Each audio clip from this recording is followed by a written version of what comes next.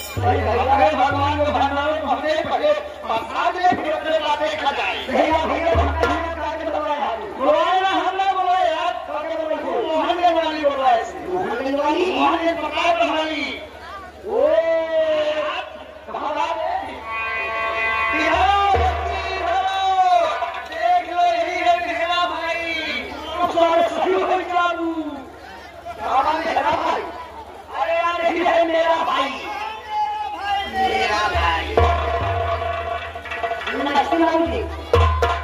नमस्ते नमस्ते नमस्ते तुम दोनों भाई हो? दोनों भाई इसमें से कौन सा लहरा है कौन देख है? आप बताओ भाई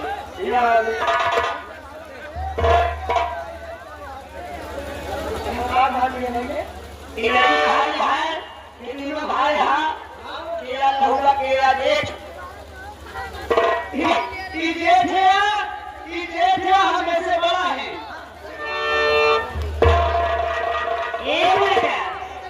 जेठ हमारा क्या हुआ? दोनों एक ही बात है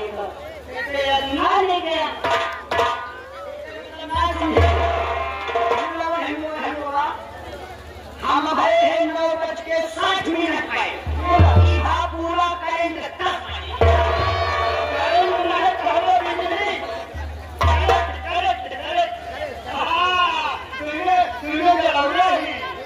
हमारी माई हरियात का दिन हमें दूध बेटवा पैदा भरेंगे एक ठीक मैं सारे परोजिया पहुंचे गए एक बजरी एक पचौनी गए एक गाँव एक दुआरे गए माई बाप सारे माई बाप ना दूसरे माई बाप के हाथ आ रहे हैं बाबा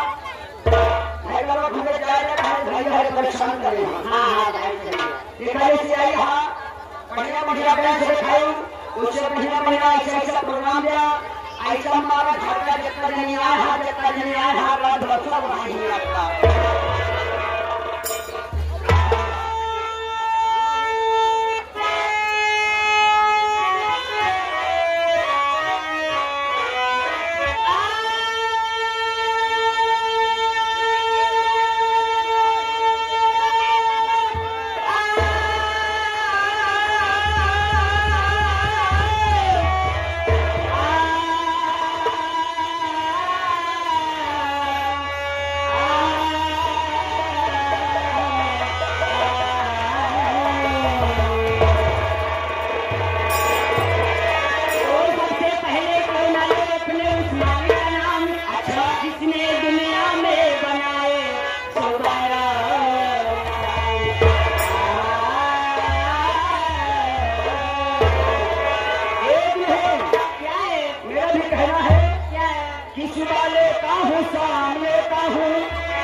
सुबह लेता हूँ शाम लेता हूँ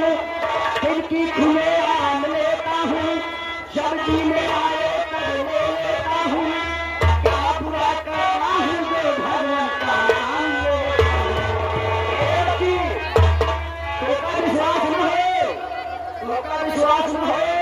कहो करो ऐसा हो रहा है कि ये नहीं चला जा ये नहीं चला